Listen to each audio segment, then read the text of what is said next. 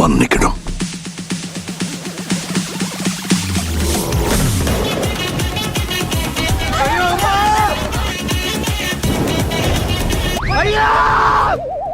ஏன் இப்படி சாவடிக்கிறீங்க?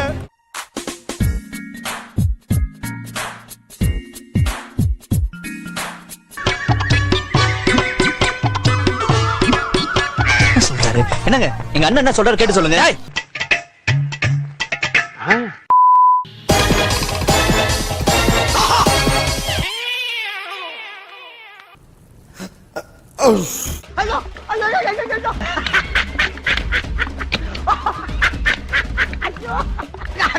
என்னால தாக்க முடியலடா.